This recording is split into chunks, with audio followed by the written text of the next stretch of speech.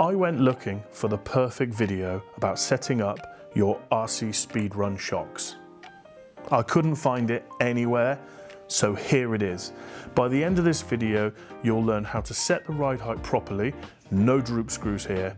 You'll learn which oil I use to help keep the car planted on the ground.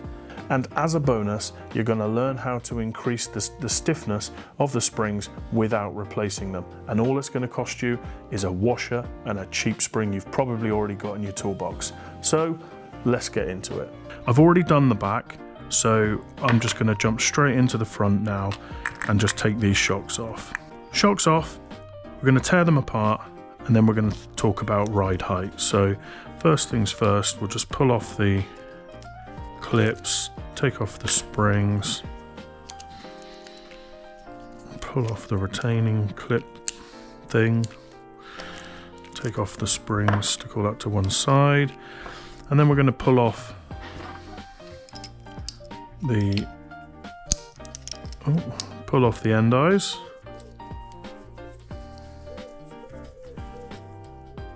Take that to one side.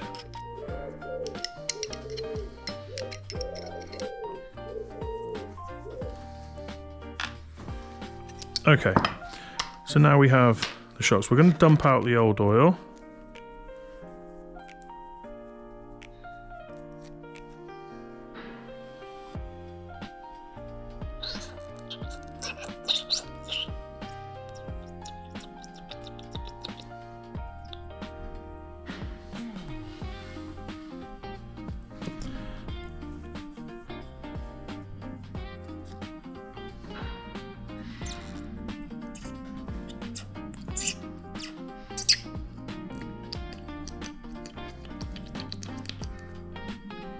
Okay, so we're going to talk about ride height, and I know from doing the back shocks, I think I'm happy with about 8mm of drop on this car. Now, we may want to adjust that when we start looking at different wheels and stuff, and I've just realised that these wheels are actually on wonky because I just popped them back on. So these aren't the wheels I'm going to be running. I'm going to be running some slightly larger wheels. So working out the correct lowering, you need to know which wheels you're going to use, and but for now I think 8mm all around is where I'm going to start. Now traditionally people lower the car with these droop screws. You push the droop screw down, it brings up the arm and compresses the suspension, but the problem with that is, if I turn this over, we've got these tabs that pop out of the chassis. The droop screw pushes against that tab and then compresses the spring and effectively lowers the car. But all of that weight, all of that downforce and all of that torque is all held on one grub screw. It's just not strong enough. I think it could twist the arm. I think it can make the whole thing weaker if it crashes. I just don't think it's the right way to do it. So what we're going to do is we're going to lower it a different way. Okay, so suspension apart, we've got the pistons out. Now, if we think about what controls the height, would be effectively the length of the entire shock itself. So with this piston all the way through, the shock is going to be reasonably tall. But if we reduce how much of this piston is allowed to pop through the shock body, it's going to reduce the overall length of the shock. So what I use is these plastic washers, just like plastic bushings or plastic washers cheap from Amazon, and I can choose which one of these I want, and it will lower the car by the length of the washer. So I'm going to use 8mm because I know that I want 8mm all around. So I'm going to use these M4x7x8s. But what you can do is, if you don't have these or you can't get them, you can just use a piece of rubber tubing, airline or nitro tube or something. The problem with this is you're going to have to cut them the exact same length per shock, else you're going to have, it's going to be off balance. So what we do here is we push that down onto the shaft, onto the piston, and then we push the whole thing back in. like that. Now, if I just push this one back in without that washer, you'll see the difference. See the difference there, guys? It's significant. It's 8mm, but it makes a real difference. So I'll do that with this one. Put that onto there. Push this back in. And there we have it, guys. We've set the ride height. Simple as that. So next up, we'll fill the shocks. I know you can get a proper tool for this. I don't have one. I just have this little vise with a broken handle, but it'll do. So my go-to is 1000 CST, which is about 80 weight. I use it for all my shocks, no matter what I'm doing. It just seems to be right for me. You know, your mileage may vary, but when filling the shock, we want to fill it reasonably slowly, but reasonably consistently, because we don't want to introduce many air bubbles. So I'm just going to go ahead and whiz through filling these, and then we can talk about how full do we want them. Okay, and then take these out and just move the piston up. Now when you're moving the piston up, it's quite important not to let the piston head come above the oil and then go back down, because if you do, it's just going to introduce air, more air. I'm gonna fill them pretty much all the way, maybe a millimeter below, because in the top of the cap there's a little diaphragm, and if I fill them all the way up, when you push that diaphragm in, it's just going to make a mess. So what we'll do is we'll leave those now for an hour or two, let the air bubbles come out. If you're really in a rush, I think you can heat these with hot air, and it should help the air to dissipate a little bit faster. But I'm just going to leave these now for probably an hour, 2 hours, let all of the air push to the surface, and then we'll pick it back up. So we're just going to pop these back on, and what I'll do is push the piston up a reasonable way, not all the way to the surface, and then just quickly sort of tighten these on. And what we should find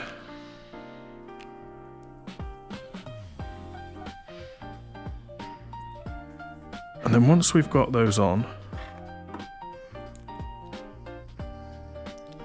we can test the rebound. So once it tightened up, if I push this all the way up, we want to see it come back out about halfway, which this isn't, which is telling me that there's not enough oil in the shock. So I'm going to take the cap off. I'm going to put a bit more oil in.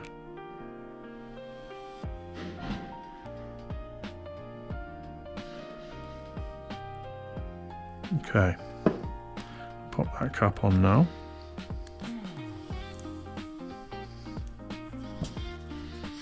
Now if I push it in, so now I've gone too far, so we can see that I push it in and it rebounds, but it doesn't push all the way in.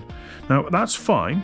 If you want a really stiff shock and you don't want it to compress all of the way and you want to restrict the travel, you can just add more oil.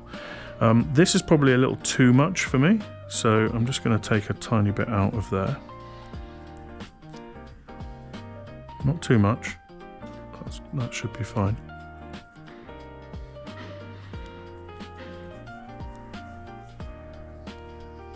There. And now, if I push it all the way in, we get about half of it come back out, or a little bit more than half. I think that's fine. So we'll check this one. This one's a tiny bit softer, I think. But what we can do, guys, is we can take a look with this little tool that we have here. So first of all, we've got to put these back on.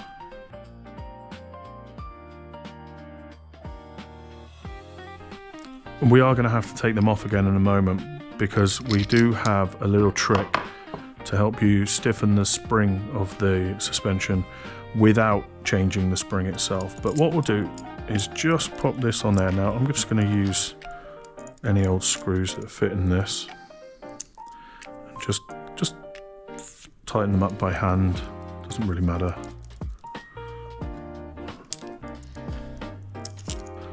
Okay, got a couple more screws here. And I'll just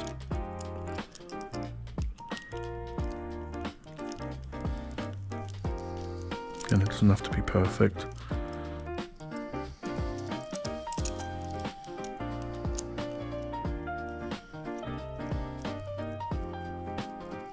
Okay, there we have it. So this tool is called a shock equalizer, and what it means is that when I compress this down, we'll see on the dial at the bottom whether or not they're the same weight, whether there's the same amount of oil in there, and whether they compress evenly. So if I push this down now, no, there we go. So that tells us that the one on the left here retracts more than the one on the right. We can see by how much down here. So that tells us that we need a bit more oil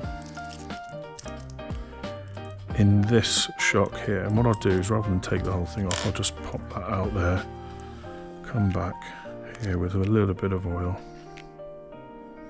probably just a drop or two.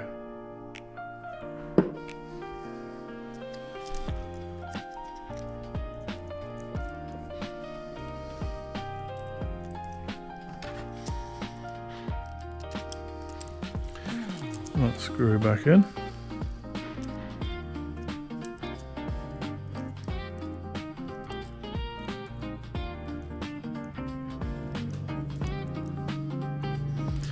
Bit difficult when your hands are covered in shock oil. Okay, let's try that again.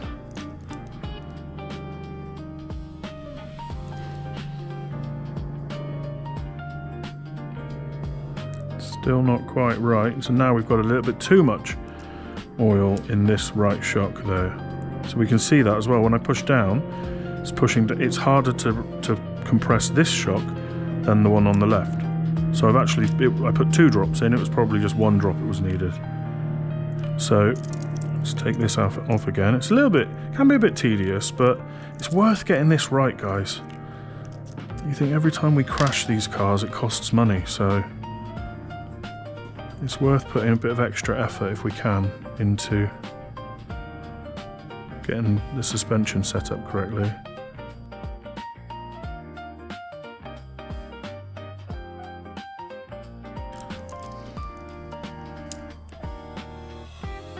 It's better.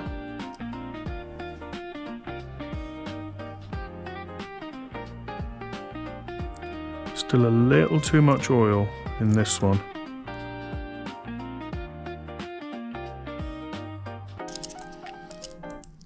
Okay.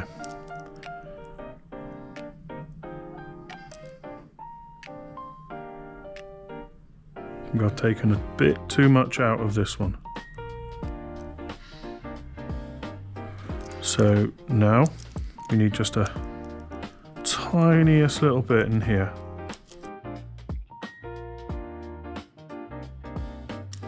Okay.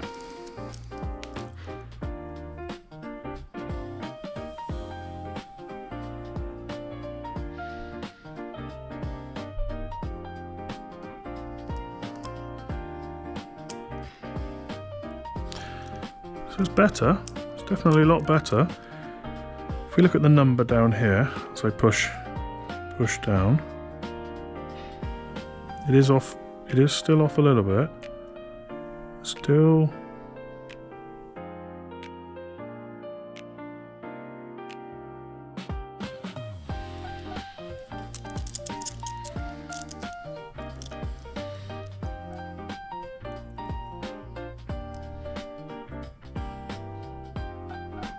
Getting close now.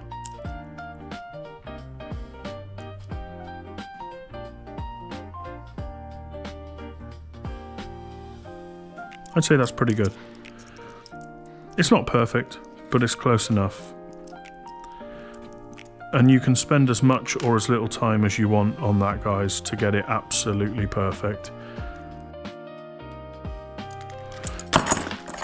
So when we have now we have the shocks balanced, we need to talk about suspension stiffness. Now, ordinarily, you could just buy a stiffer spring, but for some of these cheaper cars, it's either not worth doing or you can't get them. So a little trick that I do is we just take off this eye again. We'll do that now. And then I just use a cheap spring. I just buy this multi-set of springs off of Amazon. And I just use a nice sort of stiff, medium stiffness spring. Just pop it over the top. And then I just put a small washer on the top, just to stop it from damaging the retaining clip.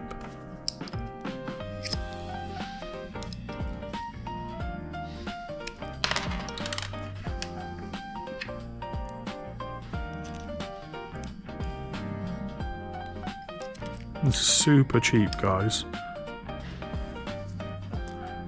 Then pop the eye back on.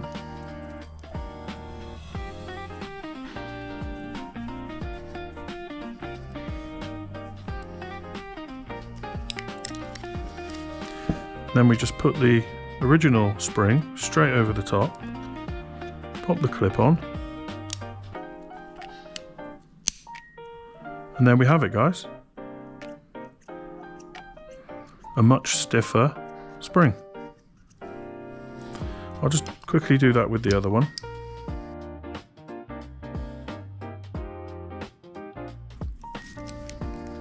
There we have it. So, and the good thing about this, guys, as well, is it also reduces the amount of travel the shock can achieve. And that's really useful, especially for speed runs, because you don't always want the full amount of travel, because you don't want any ground scraping under sort of downforce. So I quite like this as a little trick, just to add a little bit of extra stiffness to the spring, to the suspension, and it just serves multiple purposes.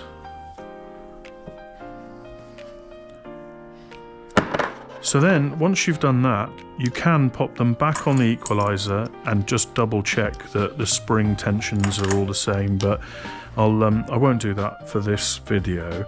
I'll just pop these back on and then we'll just have a check, have a look at the ride height and stuff. Well, there we go, guys. Got the shocks back in and I'm really happy with how it sits.